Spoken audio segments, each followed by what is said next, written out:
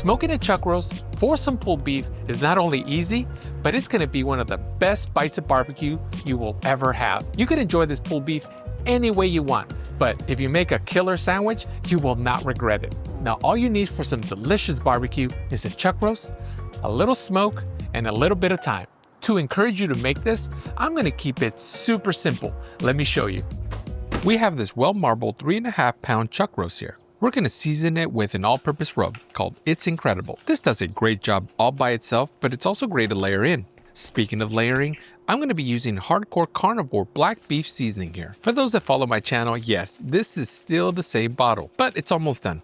This rub might look a little weird, but it has great flavor and produces some great looking bark. I have the Weber 22-inch grill set up for low and slow. I'm using the snake method. I have a dedicated video on how to set up the snake method, and you should definitely check it out. But in summary, stack your charcoals around the diameter of your charcoal grate so they look like they were tipped over like dominoes. Start the charcoal on one end and let it come up to temperature. Yep, that's the main idea, but you should still check out the snake method video that I made. It's a good one, and I have received a lot of compliments on it. My kettle has settled in nicely at 250 degrees Fahrenheit. I also place in some wood chunks and a small pan filled with water. This water is going to add moisture to the kettle, and it also helps regulate temperatures. Let's place in our chuck roast and start cooking. Nothing else to see here, so let's close the lid. And we'll check on it in a few hours. 3 hours later, let's remove the lid. This chuck roast has a nice bark.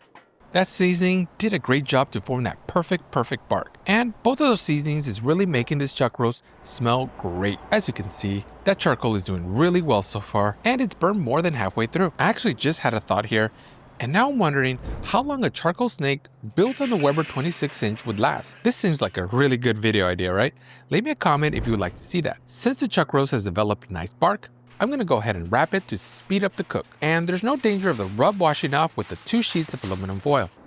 I'll drop in my chucky and then pour over some beef broth. This adds just enough liquid for it to braise it, and it also hydrates any areas right now that have gotten a bit dry. Now, why am I using foil and not my traditional foil pan? So a quick little feedback, what's going on here.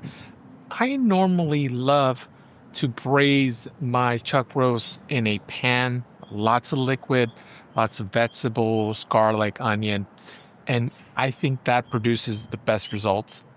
I decided to go with the aluminum foil wrap, and for the very reason that I want to target this video for beginners, and the likelihood of you having a aluminum pan is probably unlikely. So that's why I decided to go with aluminum foil, because you probably have aluminum foil in your house. I do think though that chuck roasts require just a little bit of liquid in there just to get it nice and tender, keep it nice and juicy. But I will say that if you are a beginner and you do have a pan of some sort, I do recommend going that route. And I think the braising process, especially on a chuck roast, it's gonna produce some amazing results. And also the great thing about doing it in the pan is the ability to shred it right there with all of that broth that's in there. You could mix it in there, you could incorporate it, and you get super juicy meat. So I'm a big fan of that. As I said earlier, I'm double wrapping.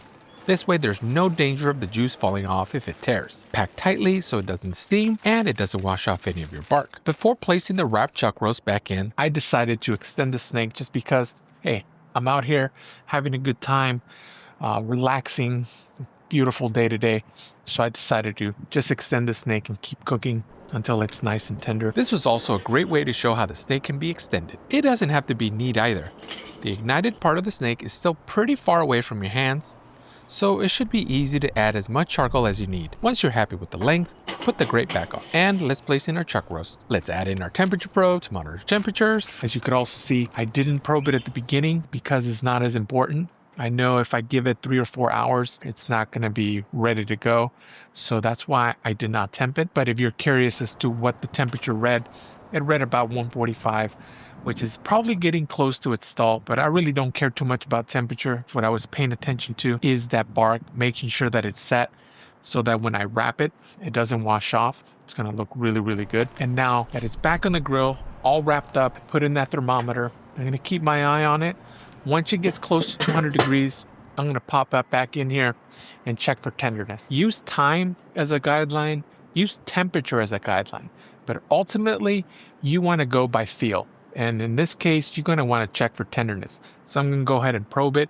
And once the probe slides in like room temperature butter, then it's ready to be removed. And then you're going to be able to pull that meat, and it's going to be absolutely beautiful and mouth-watering and super tender and delicious. So I'll see you in a bit.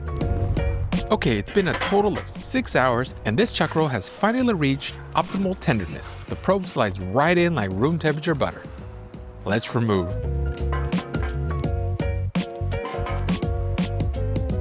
Let's check out the snake.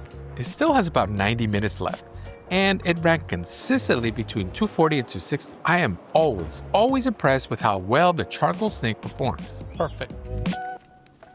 After this chuck roast has rested for about an hour, let's unwrap and remove it from the aluminum foil. It smells so good, and the bark looks great. Let's start pulling. Oh yeah, as you can see, it's really tender and pulls very easily. How you eat this delicious pulled beef is completely up to you. But for me, a nice little pulled beef sandwich is just what the doctor ordered. Let's put some on this board for our photo. Oh yeah, it looks awesome to me. But what do you think? All right, hopefully the camera can capture just how easily, so juicy. This is amazing. Wow, that's so good. Smoky, super tender, juicy, so much flavor. Stop this video right now. Go to the store, get yourself a chuck roast, and make this. You will not regret it. So good. Oh, that's a real winner right there.